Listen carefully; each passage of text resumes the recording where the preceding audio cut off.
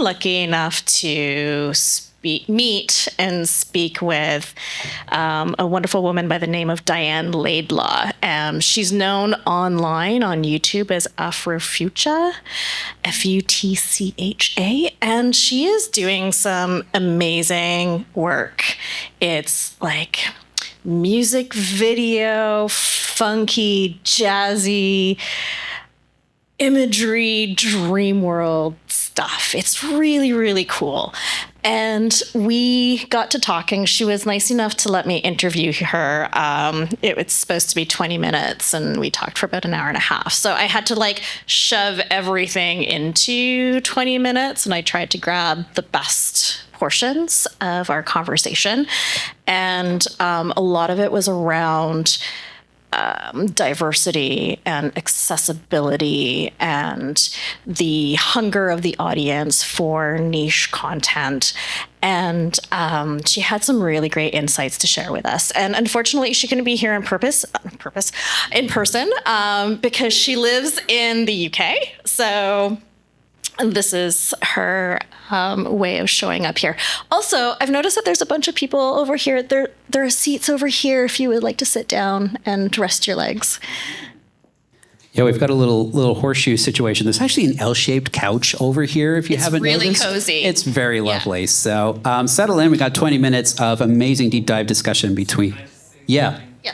Yeah, so there is some clips in here that are from an upcoming short that's going to be doing the festival circuit from Diane. So we just respectfully ask everyone to.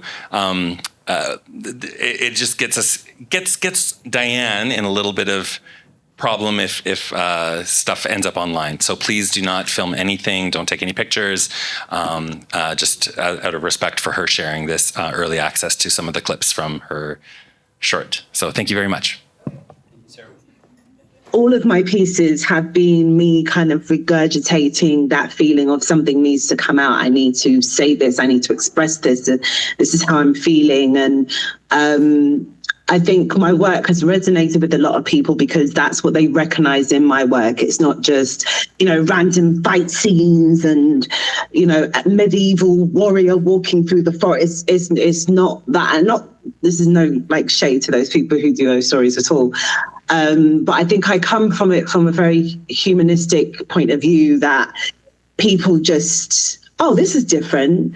And it's less, I think when people watch my stuff, it's less about whether it was made with AI and more about how they resonated with it. And that means a lot to me because I'm trying to get shit out. So if you can resonate and understand what I'm saying, that's perfect, really. It's perfect. So from 2008, I keep saying 2028, it feels so long ago, but it is long ago. In 2008, I started working for myself, and any little job that I could find, I would do it. So, but it had to be something which I loved. So I was always doing something creative. I did a bit of radio work, and then I was a DJ. And the radio station said, hey, do you want to help manage the other people that come on the radio station and their shows? And I was like, perfect. And then I ended up getting pregnant by one of the guys who was there, who ended up being my partner. And we had a baby together. And then when my son was born, I was like, well, I don't want my son going to nursery. I want to homeschool him. But I can't obviously do radio anymore because I'm breastfeeding and whatnot. So I ended up teaching myself web design, and I did that for 15 years, and I was very successful at it. So I think that at times when people's jobs are being taken, it really makes you think. Every redundancy, every economic crisis that has happened has spurred more entrepreneurs, spurred more CEOs, spurred more of these people because we become much more creative when under pressure. And if at this point you have nothing, at this point, if you've lost your job, you have nothing. So why not start from a place of having nothing and build up from there? Do you know what I mean? And I think that where technology may take away some jobs, I think it will start creating new jobs as well. And it's those pockets that people who have got that frame of mind the frame of mind of, I need to be more self-sufficient, or if you're a person who is, I think you and Isabel was talking about this the other day, the generalist. If you've got general skills, like you are going to be way more needed now than before. So I'm not scared about those moments, because I feel like there's going to be a whole bunch of like new businesses that will come arise. That software developer who's now had to leave this particular company will then start to make the piece of software that he always wanted to make. That person who was an actress who couldn't get the job can now take a picture of herself and put herself in any film that she wants to. That woman who wrote the song, who couldn't get anybody to help her produce it, can now go on Suno. So I feel like even though jobs may be taken, it may be left. What is left is the question of, well, what do you want to do, rather than, you know what I mean? What do you find a passion in? What's your, what wakes you up? Because this thing of working for someone else and making them rich is, they will get rid of you in a heartbeat. And we've been saying this for years. We've got memes about it all over the place. Like, if you show up sick, the boss is just going to replace you with someone else the next day. So if that's the case, be your own boss and find a job, create a job. I had no idea about web design. I taught myself while I sat at a computer. My son sat here I had two computers. So I had one computer I was learning web design, and another computer where my son sat next to me and he was learning his ABCs. You know, so I think self-sufficiency and what is it that you want to do will be more open. Like, it will level those playing fields for everybody now to do something. And maybe our life isn't to work. I'm lucky enough I'm very like, I don't know many people like this, but I'm very lucky to be able to say that for the past 16 years now, I've literally been doing what I want and getting paid for it. And that is something I would want for everybody, to be able to wake up when you want, do the work you want, and be happy in the work that you do. And if at any point you feel like, oh, I need to change it, you have that ability to switch to the next thing.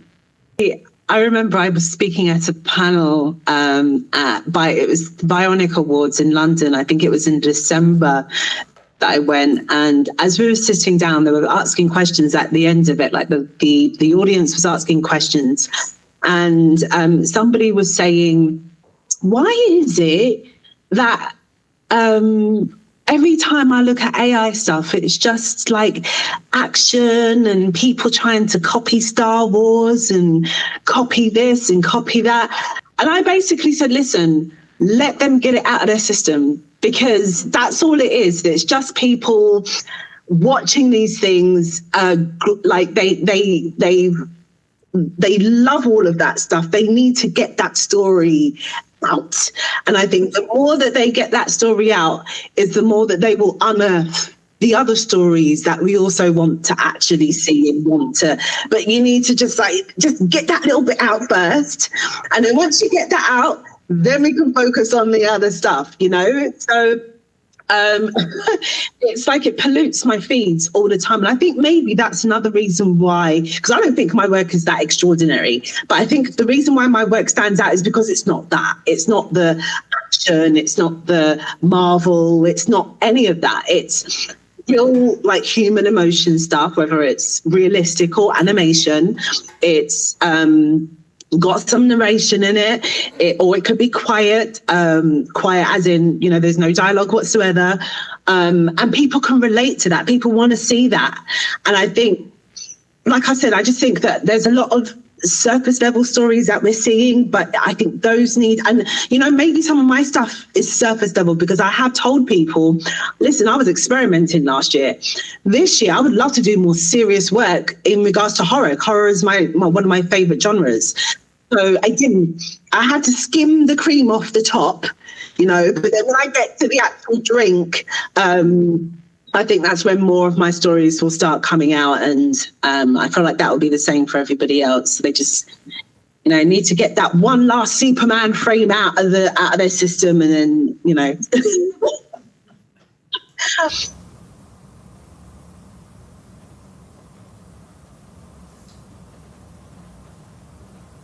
do it.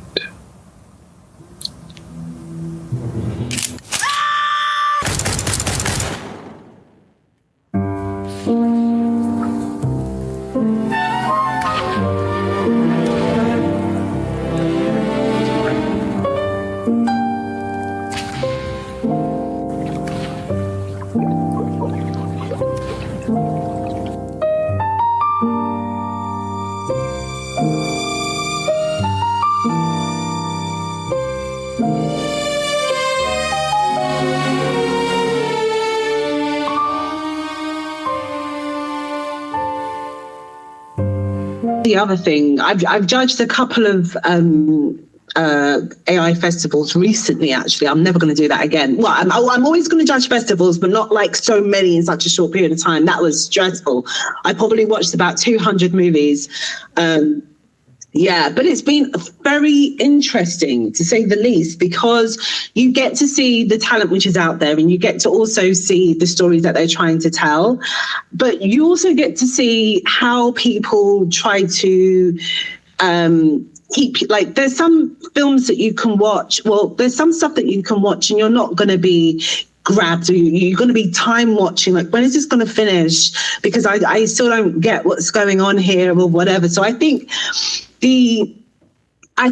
keeping people engaged is a skill set outside of hijacking your brain.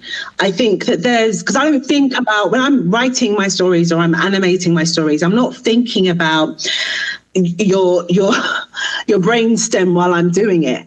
I'm thinking about how I've seen other people done, like, openings to their films, or I'm thinking about how I want the person to feel while they're watching the film. Like, I want to take you on a journey, but I don't want the journey to be so obvious in the beginning of what's going on. So I'm going to tease a couple of things here and there. And that teasing aspect really came from the gaming world, where you would play a game and they'll have these little things called Easter eggs, which are like little clues of things that they'll place. So for me, I kind of look at it like that. Like, I want you to be able to watch something that I've made, and you've watched it once and you get the general idea about what's going on, but then you watch it again and then something else pops up at you because I placed an Easter egg in there that's, oh, okay, well, maybe she was talking about this.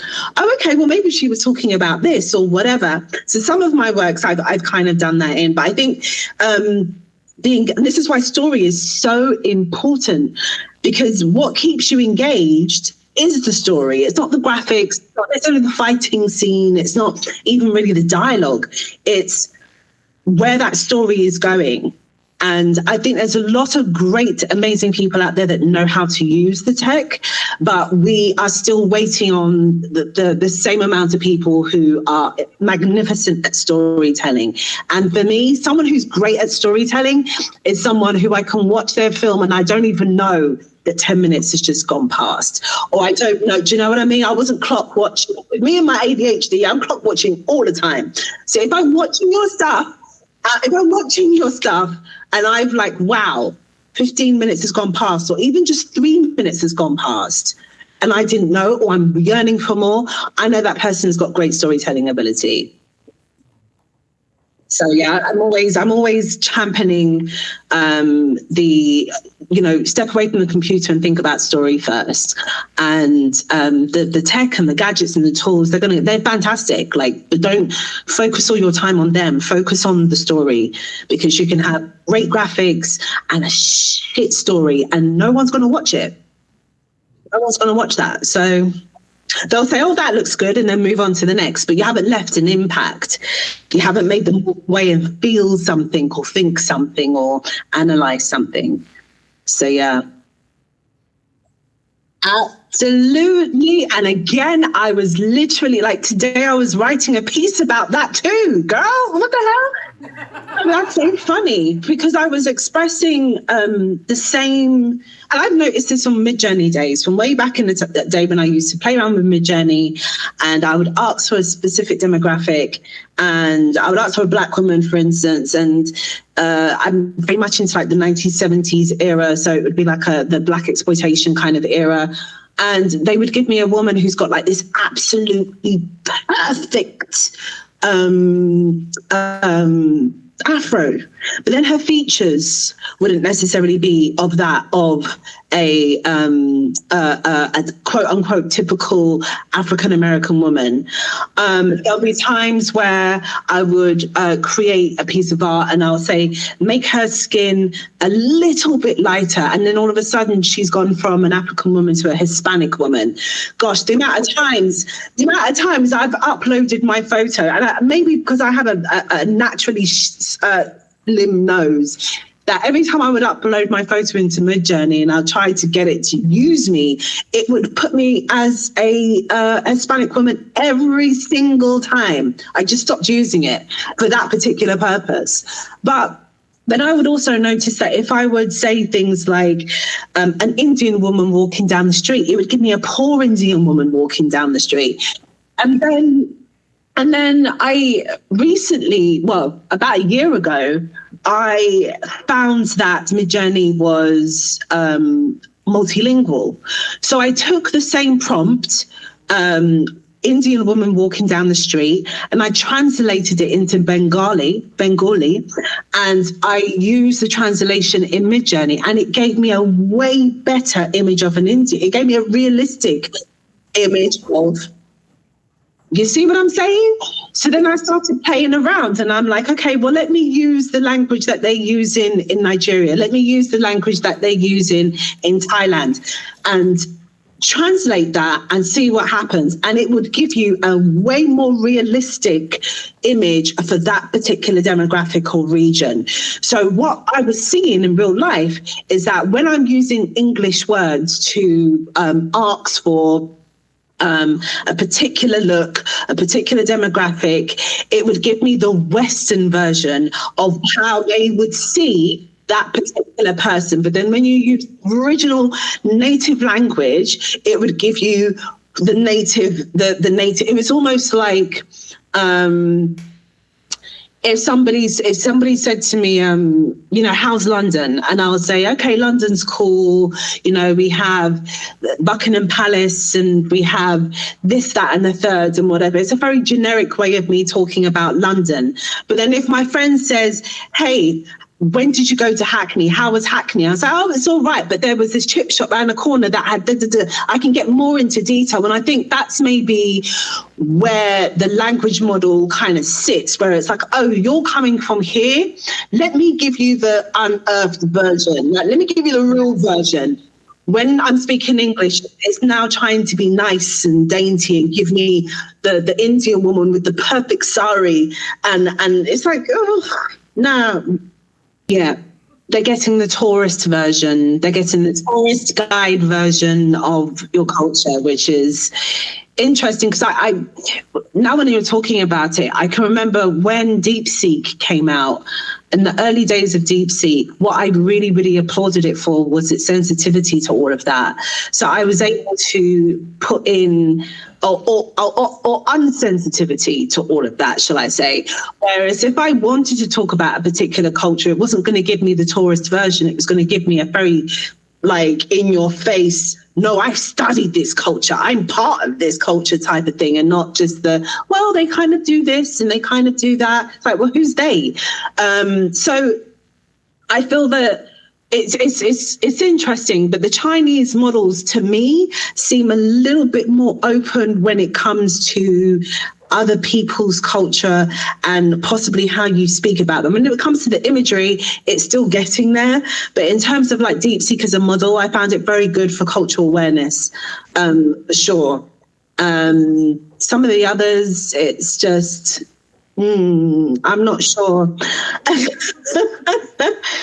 I'm still fighting with it, exactly. And it was one of the reasons why I wanted to do Quiet Please, was because that was a very dear story to me with my son, who's neurodivergent, who back in the day would have a lot of issues with sound in general. And when I was thinking about the story and I was telling the story to someone, she was like, you need to work on that story, because you saw how my face and my body kind of lit up as I'm explaining, hey, it's about this kid who's got like issues with noise, and then he sees this guy who's sitting on a bench and he's wearing headphones, and she was like, you need to write that story. You need to write it. So I wrote the story. There was like no dialogue in the story whatsoever, but it's really personal to me, and it's really personal to a lot of people who themselves may suffer from that, or who have got children who suffer from that as well. And I think those are the type of stories that I feel like we need to see more of, stories that we all have those stories as well. We all have individual stories about little things that goes on in our lives that if we were to make it into a film, someone will sit there and be like, I can relate to that. I can relate to that. And I think with the neurodivergent thing, what I've noticed is how healing it is when people get to see themselves in other people who are talking about their neurodivergency. There's a sense of belonging, there's a sense of understanding, there's a sense of grace that you can now give yourself instead of this shame that you may have been carrying. So I feel like these stories, when we hear more of them, and I'm telling the story from the point of view of a Black boy who's going through this. Do you know what I'm saying? And I feel like that's also key, because it's representative of these young boys who may be autistic or may have autism, that have got stories, and no one writes about stories of Black boys with neurodivergency. No one does it. So, it's an avenue for me to express that because I've got the tools, and it's an avenue for me to express that because I have the experience as well, a little bit. So, yeah. What a special collection of observations and experiences. Mayumi, please come up. That was amazing. Thank you for bringing her into our world here. A large part of what I know to be what makes community so special is it's really easy to kind of like look at the hyper-local experience of community, because that's within your reach, right? But community really grows when we get to intersect and interconnect with broader communities from near and far. So speak to us about like how you got introduced to Diana, and the importance of like the reach of your community outside of your own backyard. That's like a multi-layered question there, Kevin. Yeah. So the easy answer is I was introduced to Diane through a company that we're working with to develop our own IP, and she is one of the other creators on there. And the last few clips there is Quiet Please. So that is going to be released this summer. I believe they're talking about June or July, which is why we asked for no videos, because it's on under wraps right now. Mm-hmm. And in what I do, I'm always kind of looking for people who have stories, who want to get them out, who come from underserved communities. And the reason why it's important to me is, twofold. One is just from a very practical standpoint, because my background is actually in operational finance. And I saw firsthand over and over and over again why or how women and gender nonconforming people were passed over for promotions, were passed over for jobs, were not getting credit for their work, were, really doing the work and not getting lauded for it. And that really pissed me off. And I'm pissed off with you. That's insane. Yeah. It really, really made me angry. And I was the one who was asking questions, because I'm that person in the room. And I was getting the answer, well, because this is the way it's done. And that just wasn't good enough for me. So I'm always looking for who those people are and where those stories are coming from. And if there is a way that I can help increase their reach in some way, if I can leverage what I have, whatever it is, in whatever small capacity that I can, to help them reach new people. And the other thing is, I really believe that we're coming to the end of this one-size-fits-all entertainment era. I don't need another Marvel movie. I don't. I mean, and I love Star Wars, but I don't need more Star Wars. So, like, Unless it's Andor. Andor is so good. It's so good. Andor is so More good. Andor, less Star Wars. Yeah. But that's just what I mean, right? Like, Andor is wonderful because it's heartwarming and it's a real humanizing, story, yes. and it really touches you on an emotional level. And I think the story of the average person really touches us on an emotional level. And we need more of those stories that we can relate to come out into the world. And that's why I do this. That is such a perfect segue, because I wanted to talk to you about your prompt challenge submission. What a beautiful, touching piece. Like, you took the marker of like using sound to tell story in the lessons that we learned last month, and dovetailed into this challenge, and really brought that into emotional affect. Like, it was so much stronger because of the decisions that you made in sound that made the visuals even more powerful. Tell us about that process, about getting in touch with something obviously very personal, and digging into your humanity, and finding that balance between like honoring and respecting yourself and creating something really beautiful and passionate. Yeah. I mean, okay, even though my career up to now has been really around numbers and finance, I didn't start off that way. Like, I wanted to be an animator when I was younger. I've always been little. But it just wasn't a career choice that was available to me at the time. But tall in spirit, if I may say. My mother is 4'10", and she has big energy. Yeah, and so like my background was in drawing and painting and writing poetry and writing stories, and that's where my childhood and my teens and into my early 20s, that's where I lived. And so I've always had that inside me, and I've realized through these tools now that we have that I can't really do 15 seconds of just something. Like, there's always got to be a story behind it. And the avenue has really become cathartic for me. I mean, almost better than therapy, really. And that was based on my own experience. So I had a friend that I lost. I'm sorry.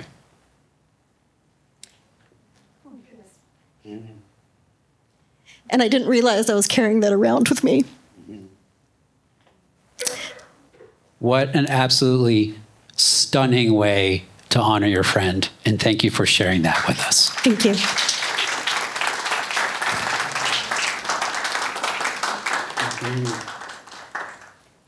This is what it's all about. You're going to get me teary, girl. And really, so I think I started thinking about him because he was a phenomenal artist. And he was also a big tech geek. And I look at all of these tools and I'm like, oh my God, he would have loved this so much if he'd been around a little bit longer. Yeah, no kidding. No kidding. Wow. That's power, right? Like, do you feel that? That's amazing. Thank you for embarking on that, sharing that. This is really powerful and intimate stuff. And this is what makes this a form. Thank you. Thank you. Yeah.